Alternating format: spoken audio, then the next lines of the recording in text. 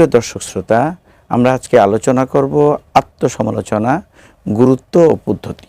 এই সম্পর্কে আলোচনা করার জন্য আমরা স্টুডিওতে আমন্ত্রণ জানিয়েছি বিশিষ্ট গবেষক ডক্টর হাসান আলী, ইসলামী ব্যাংকার ও শরিয়া অ্যাডভাইজার।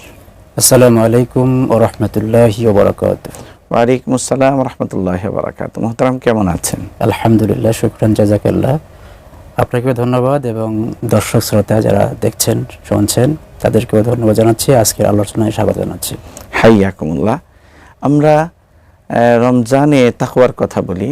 তাকওয়ার একটি গুরুত্বপূর্ণ বিষয় হচ্ছে আত্মসমালোচনা। তো আত্মসমালোচনা আসলে কি? আপনি আজকে একটা খুবই গুরুত্বপূর্ণ জীবন ঘনিষ্ঠ একটি বিষয় আলোচনার জন্য নির্ধারণ করেছেন। তো বেসিক্যালি আত্মসমালোচনাকে আরবিতে মুহাসাবাতুন নাফস বলা হয়, যে আত্মার হিসাব গ্রহণ করা। এটিকে ইংরেজিতে সেলফ ক্রিটিসিজম বলা হয়।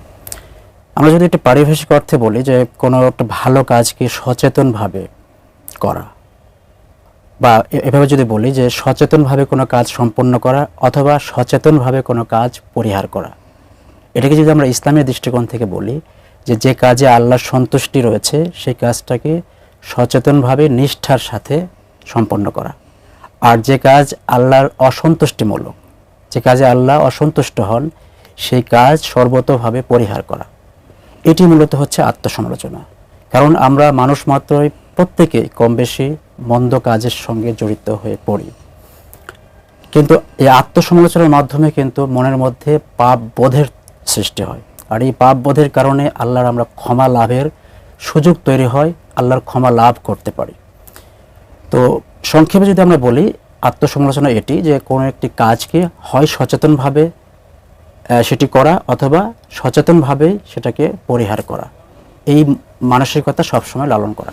হাদিসের মধ্যে তো এভাবে এসছেও যে হাসিবু ক্বাবলা আন তুহাসাবু, আল্লাহ সুবহানাহু ওয়া তাআলা যে হিসাব নেবেন এর আগে তুমি তোমার নিজের হিসাব নাও। আমরা প্রত্যেকদিন যদি নিজের হিসাব নিই তাহলে এটার দ্বারাও তো আসলে এক ধরনের আমাদের ভিতরে সচেতনতা তৈরি হতে পারে। আচ্ছা, আপনি কোরআন হাদিসের দৃষ্টিতে আত্মসমালোচনার নির্দেশনাগুলো কি কি আছে? আপনি খুব এখানে কোরআনে একটা স্পষ্ট নির্দেশনা রয়েছে এবং হাদিসেও মহানবী সাল্লাল্লাহু আলাইহি সাল্লাম তিনি এই ব্যাপারে বলেছেন।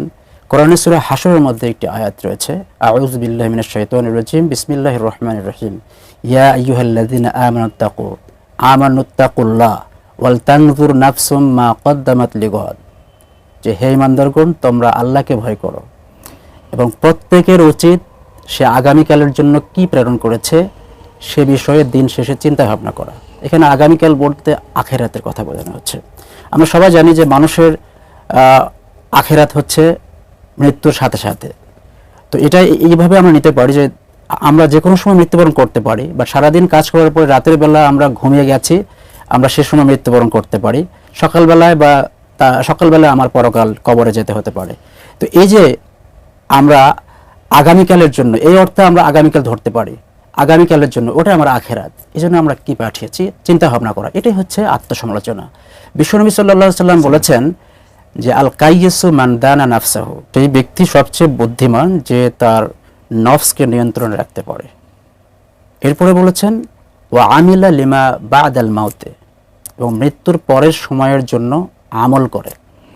তাহলে যে ব্যক্তি নফসকে নিয়ন্ত্রণ করে তার আত্মা হয় নফসে মুতমাইন্না। এই ব্যাপারে কোরআনে আল্লাহ বলছেন বিচারের মাঠে কিন্তু এই নফসে মুতমাইন্না, যারা প্রশান্ত হৃদয়, তাদেরকে ডাকা হবে, ইয়া আইয়াতুহান নাফসুল মুতমাইন্না, হে প্রশান্ত আত্মা, ইরজিই ইলা রাব্বিকি রাদিয়াতাম মারদিয়া, তোমরা তোমার প্রভুর সন্তুষ্টির দিকে ফিরে আসো, ফাদখুলি ফি ইবাদি ওয়াদখুলি জান্নাতি, আমার খালিস বান্দাদের সাথে শামিল হও, আমার জান্নাতে প্রবেশ করো। তাহলে এখানে বোঝা যাচ্ছে যে নফসকে নিয়ন্ত্রণ করতে পারে সে নফসে মুতমাইন্নার অধিকারী হবে এবং জান্নাত লাভ করবে, এবং সে সব সময় চিন্তা করবে যে আমি যে কাজ করছি এই কাজের মধ্যে আল্লাহর সন্তুষ্টি আছে কিনা, আর এই কাজের মধ্যে আল্লাহর অসন্তুষ্টি থাকলে সেই কাজ থেকে সে কিন্তু সর্বতোভাবে দূরে থাকার চেষ্টা করবে। তাহলে দেখেন, এই যে দুটি বিষয় রাসূল সাল্লাল্লাহু আলাইহি হাদিস এবং কোরআনের স্পষ্ট নির্দেশনা, এটি কিন্তু আমাদের সবারই এটা ফলো করা উচিত।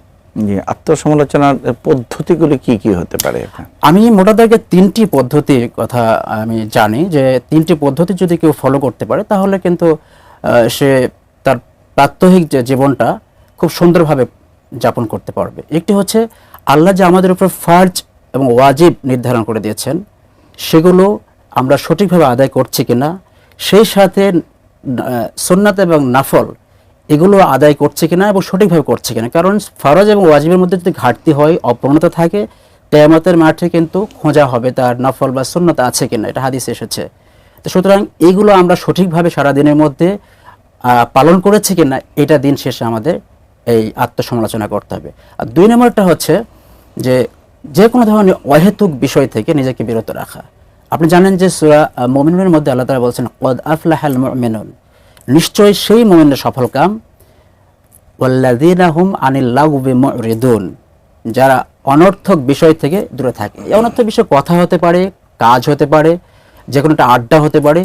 যেই আমাকে প্রশ্ন করতে হবে যে যেই কথার মধ্যে আমি জড়িত হচ্ছি, যে কাজের মধ্যে জড়িত হচ্ছি, এটাতে আমার দুনিয়াবি বা আখিরাতে কোনো ফায়দা আছে কিনা, বা মানব সমাজের কোনো ফায়দা আছে কিনা।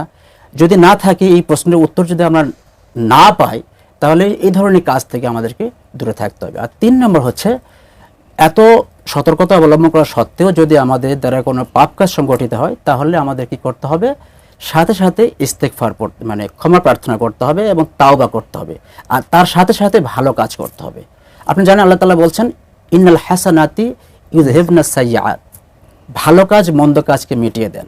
এই বিষয়ে একটা গুরুত্বপূর্ণ হাদিস রাসূলুল্লাহ সাল্লাল্লাহু আলাইহি ওয়াসাল্লাম বলেছেন, যখন কোনো বান্দা একটি পাপ কাজ করে তার অন্তরে একটি কালো দাগ পড়ে যায়, এরপর যদি সে এই কাজটি পরিহার করে এবং ইস্তেগফার পড়ে, আস্তাগফিরুল্লাহ আস্তাগফিরুল্লাহাল্লাযী লা ইলাহা ইল্লা হুয়াল হাইয়ুল কাইয়্যুম ওয়া আতুবু ইলাইহি, এই ধরনের ইস্তেগফার সূচক যে বাক্যগুলো পাঠ করে এবং তাওবা করে, খাঁটি মনে এই কাজ আর কখনো করব না তাওবা করে, তাহলে তার অন্তরে যে দাগ পড়েছিল সেই দাগকে উঠিয়ে নেওয়া হয়, দাগ মুক্ত হয়ে যায় অন্তর। আর যে ব্যক্তি বারবার করে, আপনি সংক্ষেপে আমাদেরকে বলবেন যে আত্মসমালোচনার আসলে উপকারিতাটা কি? উপকারিতা হচ্ছে শয়তানের যে কুমন্ত্রণা, এখান থেকে এটা উপলব্ধি করা যায় এবং এখান থেকে সতর্ক হওয়া যায়। কোরআনের মধ্যে আল্লাহ তাআলা বলছেন ইন্নাল্লাযিনা তাকাও, যারা আল্লাহকে ভয় করে চলে, ইযা মাসসাহুম তাইফুম মিনাশ শাইতান, শয়তান তাদের উপর ভর করলে, তাযাক্কারু, তারা সতর্ক হয়, ফাইজা হুম মুবসিরুন, তাদের বিবেক তখন জাগ্রত হয়, বিবেক দিয়ে তখন সে কাজটি করতে পারে। এটি সবচেয়ে বড় কথা। এবং 2 নম্বরটা হচ্ছে সে জান্নাত লাভ করতে পারে। আল্লাহ তাআলা বলছেন ফাআম্মা মান তাগা ওয়া আসারাল হায়াতাদ দুনিয়া ফাইনাল জাহিমা হিয়াল মাওয়া ওয়া আম্মা মান খাফা মাকামা রাব্বিহি, যে ব্যক্তি কিয়ামতের দিন আল্লাহর সামনে দাঁড়াতে হবে এই ভয় করে জীবন যাপন করে, ওয়া নাহা নাফসানিল হাওয়া, এবং কুপ্রবৃত্তি থেকে তার নফসকে বিরত রাখে, ফাইনাল জান্নাতা হিয়াল মাওয়া, তার জন্য আশ্রয়স্থল হবে জান্নাত। এবং অন্য জায়গায় সূরা আর রহমানের মধ্যে বলা হয়েছে ওয়ালিমান খাফা মাকামা রাব্বিহি জান্নাতান, এই ব্যক্তির জন্য 2টি জান্নাত দেওয়া হবে, জান্নাতের নিয়ামত অসংখ্য অফুরন্ত। জাযাকাল্লাহ, আপনি অত্যন্ত সুন্দর আলোচনা করেছেন, আপনাকে অন্তরন্তস্থল থেকে ধন্যবাদ। দর্শক শ্রোতাদেরকেও ধন্যবাদ। সুপ্রিয় দর্শক শ্রোতা, আমরা আজকে বিদায় নিচ্ছি, আবারও দেখা হবে। সে পর্যন্ত ভালো থাকবেন, সুস্থ থাকবেন। আসসালামু আলাইকুম ওয়া রাহমাতুল্লাহি ওয়া বারাকাতুহু।